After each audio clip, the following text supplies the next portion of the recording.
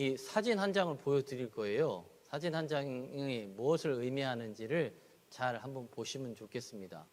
예, 자화상을 그렸습니다. 윌리엄 어터몰린이라고 하는 화가가 자기 자화상을 그린 건데 되게 이상하죠. 연도가 써 있어요. 1997, 96, 97, 98, 99, 2000년도. 자기 자화상을 그렸습니다. 뭐가 좀 다르죠? 그림이 점점 가면서 엉망이 되고 있어요. 예. 또 저걸 예술적으로 표현하구나 이렇게 생각하면 안 돼. 아, 역시 예술가는 달라 이렇게 생각하면 안 돼요. 그냥 엉망인 거예요. 왜 엉망이 되냐면 이 자화상을 그린 윌리엄 어터몰린이라고 하는 화가가 알츠하이머 병에 걸렸습니다. 알츠하이머 병에 걸리기 전과 걸린 후의 그림이에요. 자기를 스스로 생각하면서 그린 그림인데 알츠하이머 병에 걸리기 전에 1967년도에는 자기 자신을 잘 그렸죠. 근데 점점 이상하게 그리고 있습니다. 그러면 뭐예요? 병이 중해지고 있다는 것입니다. 결국 2000년도에 보면 알 수 없을 만큼의 자기의 생각 속에 자기의 얼굴이 기억이 나지 않는 거예요. 알츠하이머 병을 우리는 치매라고 하죠. 근데 치매라고 하는 이 단어를 요즘에는 바꾸려고 합니다. 왜냐하면 한자 그대로 해석하면 어리석은 미치광이라는 뜻이에요. 그래서 이걸 이제 다시 좀 좋은 단어를 통해서 이제 바꾸려고 하는데, 제가 저 그림을 소개한 이유는 제가 저 그림을 보면서 깨달은 건 뭐냐면, 치매라고 하는 그 알츠하이머 병에 걸리게 되면 자기의 얼굴조차도 점점 기억하지 못하고 까먹고 있다는 거죠. 자, 영적인 치매, 영적인 알츠하이머 병에 걸리면 자기가 받은 하나님의 은혜를 어김없이 까먹고 살아간다는 것입니다.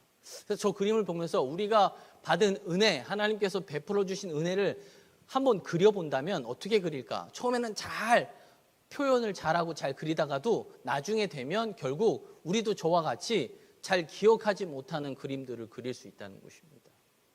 자, 그래서 저 사진을 보여주면서 우리가 다시 한번 깨닫게 되는 것은 기억하셔야 되는 거죠. 하나님께서 베풀어 주신 은혜가 무엇인지, 나에게 끊임없이 베풀어 주신 은혜가 있는데 그걸 기억하지 못하면 우리 역시 영적인 치매에 걸려서 살아가는 병자와 같다는 것입니다. 남편 목사님께서 사역을 하는, 목회를 하는 모습들을 바라보면서 일찍 세상을 물론 사역을 하시다가 도중에 세상을 떠나게 됐고, 그리고 남겨진 사모님께서 그 목사님께서 사역하신 내용들, 상황들을 쭉 살펴보신 후에 쓴 시 하나가 있습니다. 그게 포도 한 송이라는 시예요. 이기숙이라고 하는 사모님께서 자신의 남편을 생각하면서 쓴 시인데 한번 잘 들어보세요. 목회를 힘겹게 하다가 결국 세상을 떠나신 목사님이십니다. 자, 처음부터 이렇게 탐스럽지는 않았겠지. 한여름 떼양볕에 숨머준 고통 붙들고 울어도 보았겠지. 애초부터 이렇게 먹음직스럽지는 않았겠지. 차가운 비바람 맞으며 몸서리치는 고독과 싸워도 보았겠지. 나서부터 이렇게 깊은 향내 풍기지는 않았겠지. 몸 바쳐 뼈를 깎는 아픔 인내로 참아낼 수 있었던 보람이었겠지. 탐스런 포도 한 송이 달콤한 맛으로 향긋한 내음으로 오늘도 말없이 소임을 다하는구나. 만인에게 헌신을 다하는구나. 이런 시입니다. 네. 한 목회자가 평생에 바쳐 하나님의 일들을 감당하고 그리고 하나님의 나라를 간 후에 그 사모님이 그 남편인 목사님을 보시면서 쓴 시예요. 처음부터 포도는 그렇게 싱그럽게 자라나지 않았다는 것입니다. 모진 고난과 역경을 다 이겨낸 후에 비로소 나중에 아름다운 포도 한 송이가 됐다는 것이죠. 자, 오늘 다윗에 대한 이야기가 오늘 본문에서 기록이 되어 있습니다. 다윗 또한 포도 한 송이와 같은 인생을 살았다는 것입니다. 모진 고생과 고난이 매 순간순간마다 다윗의 인생에 있었다는 것이죠. 그 가운데 기억하기도 싫은, 정말 있어서는 안 될 많은 배신들이 다윗의 이 여생 가운데 계속해서 있었다는 것입니다. 그 가운데 이 배신당한 아픔이 여러 번 있었지만 자신의 장인 어른이었던 사울의 배신이 있습니다. 그냥 사람들이 다윗은 천천히고 사울은 천천히요 다윗은 만만이라고 그냥 막 기뻐서 외친 이 한 소리가 사울을 굉장히 마음 상하게 만들고 결국은 사울이 다윗을 배신하면서 그를 죽이려고 했다는 것이죠. 그뿐이 아닙니다. 이 다윗이 도망자의 생활을 하면서 자신의 인생 가운데 자신을 끊임없이 도왔던 주민들이 나중에는 배신하는 그런 상황 가운데 놓이는 경우도 있었다는 것이죠. 또한 자신이 신뢰했던 책사였던 아히도벨, 그리고 충복이었던 요압까지도 자신을 배신하는 그런 배신에 대한 아픔들이요 계속해서 다윗에게 있었다는 것입니다. 그 가운데도 가장 가슴 아픈 배신은 뭐냐면 압살롬의 배신, 즉 아들의 배신이었다는 것이죠. 왕의 자리를 차지하기 위해서 아버지인 다윗을 배신하고 그를 죽이려고 했다는 것입니다. 차마 아들이기 때문에 싸우지 못하고, 그렇다고 아들에게 죽을 수는 없기 때문에 신발까지도 챙기지도 못하고 도망친 다윗의 모습을 생각해 보면 얼마나 마음이 아팠을까, 얼마나 고난과 괴로움이 그 안에 가득했을까라는 생각을 갖게 된다는 것입니다.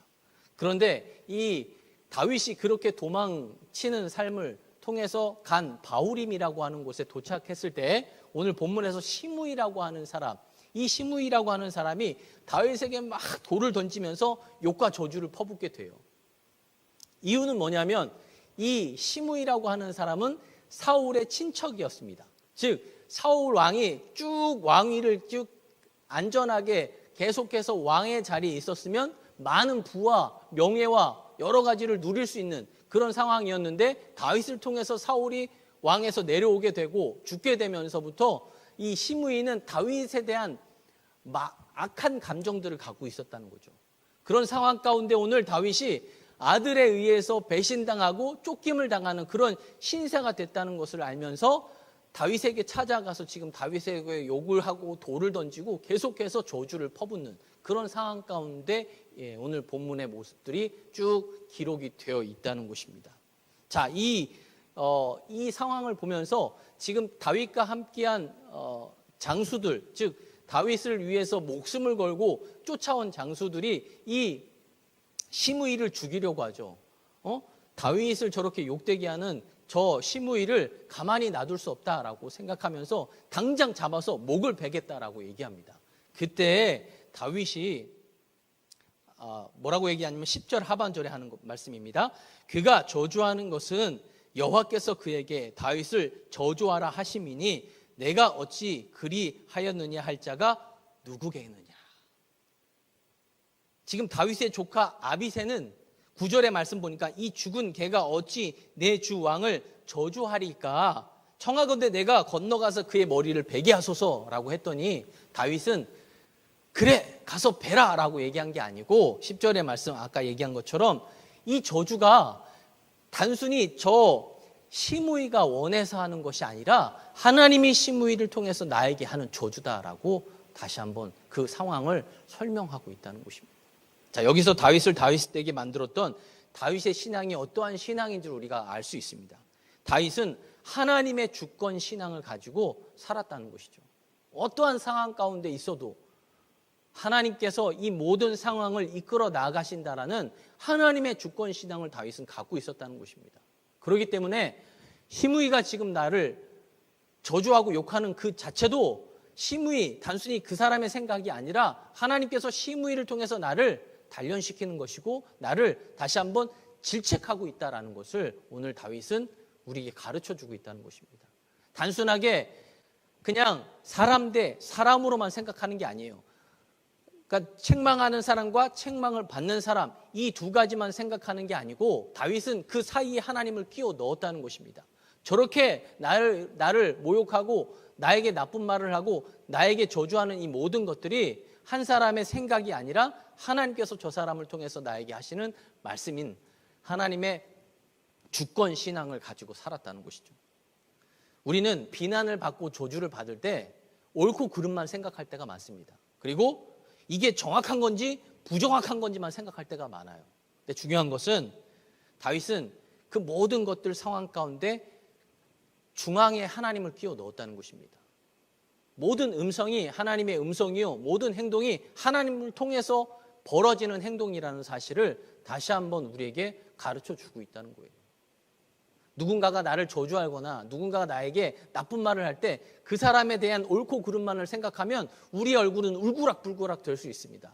그런데 저 사람을 통해서 하나님께서 나에게 하는 경고라고 생각하면 다시 한번 내 마음을 다잡을 수 있다는 것입니다. 오늘 다윗이 하나님의 주권 신앙을 가졌기 때문에 오늘 본문을 통해서 다시 한번 우리에게 이 모든 것들이 한 사람의 생각과 한 사람의 뜻이 아니라 하나님의 뜻이라는 것을 다시 한번 밝혀주고 있다는 것입니다. 목계지덕이라고 하는 고사성어가 있어요. 그 목계지덕의 뜻은 뭐냐면 나무로 만든 닭처럼 상대방의 도발에 작은 흔들림도 없이 평정을 지키라는 말이에요.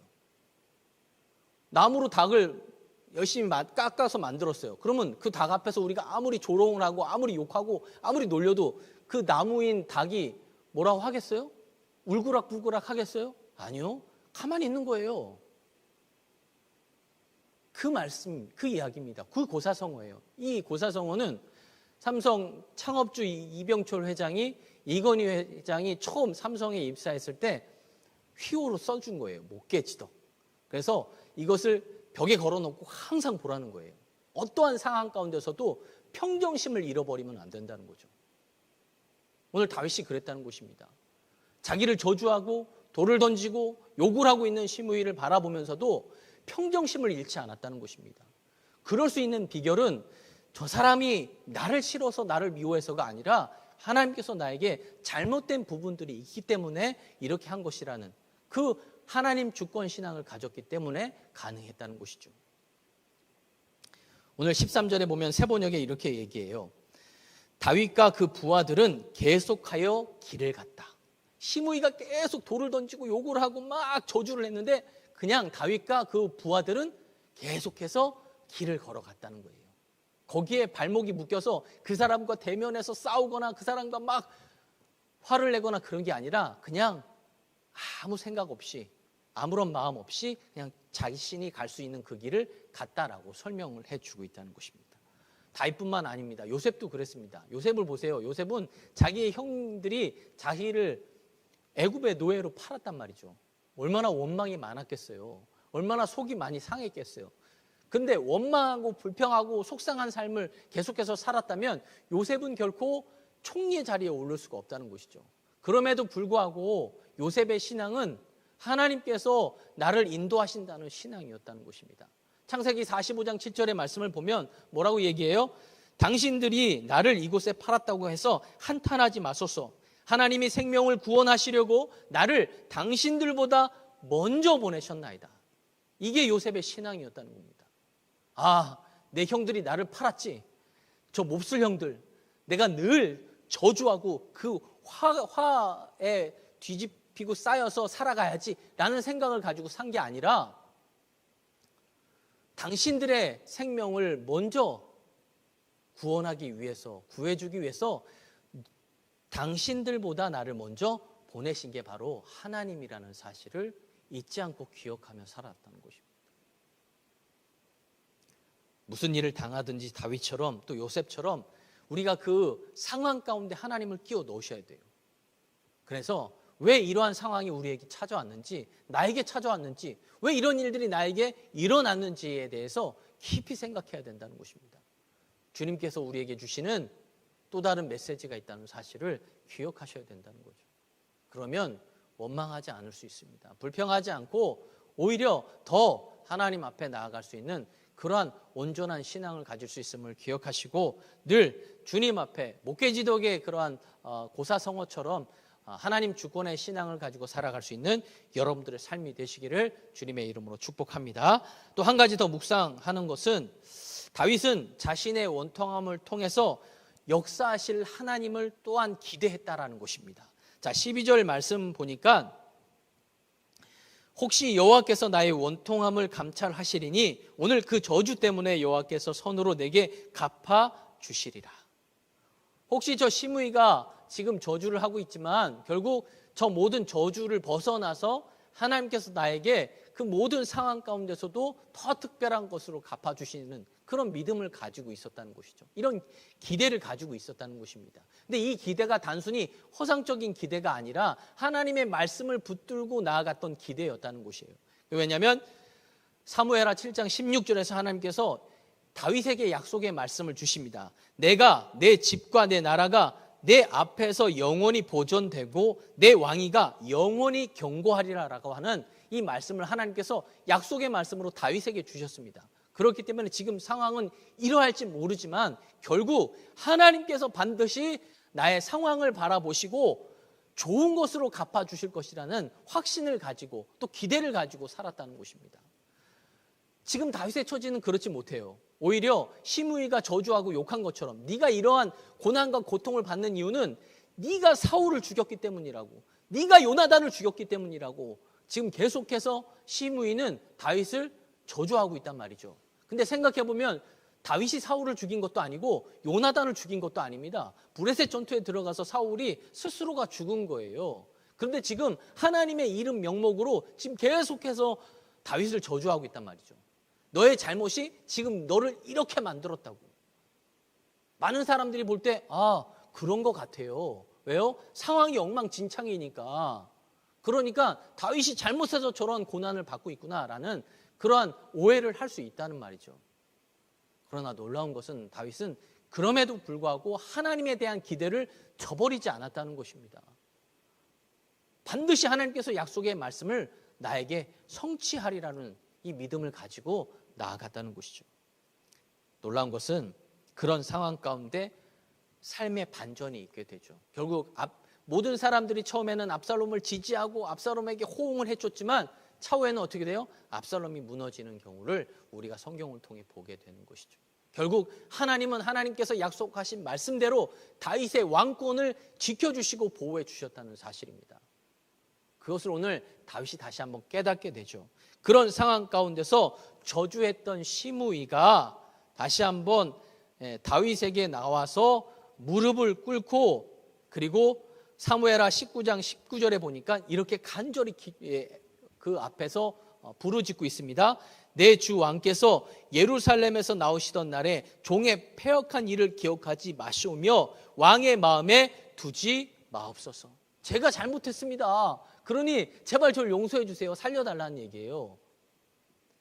그때 아비새가 지난번에 이놈이라고 해서 죄송해요. 이 사람이 다윗을 저주했으니 이건 그대로 놔둘 수가 없습니다. 죽여버려야 됩니다. 라고 얘기하죠. 그때 다윗이 뭐라고 얘기하냐면 19장 22절 하반절의 말씀입니다. 오늘 어찌하여 이스라엘 가운데서 사람을 죽이겠느냐? 내가 오늘 이스라엘의 왕이 된 것을 내가 알지 못하리요. 이 말씀은 뭐냐면 내가 이렇게 다시 회복된 이유는 내가 잘나서가 아니라는 거예요. 하나님께서 은혜를 베풀어 주셨기 때문에 내가 이렇게 다시 회복됐다는 것입니다. 그런데 어떻게 내가 저 사람을 죽일 수 있겠냐는 거죠. 이 모든 게 다 하나님의 은혜라는 것을 다시 한번 다윗은 고백을 하고 있다는 것입니다. 다윗의 기도 중에 제 마음에 깊이 와닿는 기도가 시편 109편 28절의 말씀입니다. 세 번역으로 한번 제가 읽어드리도록 하겠습니다. 그들이 나에게 저주를 퍼부어도 주님은 나에게 복을 주십니다. 그들은 치려고 일어났다가 부끄러움을 당하여도 주님의 종은 언제나 즐거워하게 해 주십시오. 이렇게 고백할 수 있고 이렇게 찬송할 수 있었던 것은 하나님의 은혜를 기억할 때 가능했다는 것입니다. 어려운 상황 가운데서도 여전히 하나님께 이러한 찬송의 시를 다윗은 기도로 하나님 앞에 올려드렸다는 것이죠. 그 결과 하나님은 그 다윗의 왕권을 다시 한번 회복시켜 주시고 하나님의 은혜임을 다시 한번 깨닫게 해주신 그 놀라운 하나님의 섭리가 오늘 본문을 통해서 우리에게 가르쳐 주고 있다는 것입니다. 어떠한 상황 가운데서도 하나님은 우리를 지켜보고 계시다는 것입니다. 그리고 얼마나 억울한 일을 우리가 당하고 있는지, 때로는 우리가 겪지 않아야 할 일들을 겪고 있다면 하나님은 그 모든 것들을 보고 기억하고 계신다는 것입니다. 그리고 그때 적절하게 주님께서 그 모든 것들을 갚아주시는 그 놀라운 은혜가 주님 앞에 있음을 다시 한번 우리가 다윗을 통해서 발견하게 된다는 것이죠. 예레미야 32장 19절의 말씀에 보면 주는 책략에 크시며 하시는 일에 능하시며 인류의 모든 길을 주목하시며 그의 길과 그의 행위의 열매대로 보응하시나이다. 어떠한 것이든지 주님은 우리의 모든 것들, 모든 길을 주목하고 계시고 우리의 행위에 따라서, 삶의 신앙에 따라서 모든 것들로 열매를 맺게 만들어 주신다는 것입니다. 하나님이 우리를 감찰하시고 그리고 주목하시고 또 원통함을 풀어주시고 보응하시고 갚아주신다는 사실을 우리가 기억하셔야 돼요. 다윗이 받은 그 비난과 저주를 선으로 바꾸시고 다윗을 다시 일으켜 주시듯이 또 요셉이 받았던 비난과 그 저주를 선으로 바꾸시고 다시 막장 인생이었던 요셉을 애굽의 총리로 세워주셨던 것처럼 우리에게도 그렇게 하신 그 하나님을 우리가 기대해야 된다는 것입니다. 그런 기대를 가지고 하나님 주권의 신앙을 가지고 나아갈 때 우리의 2021년도의 후반의 인생은 더 아름답고 더 하나님의 은혜가 차고 넘칠 수 있음을 기억하시고 주님께서 갚아주시는 그 은혜를 다시 한번 기억하며 나아갈 수 있는 여러분들의 삶이 되시기를 주님의 이름으로 축원합니다.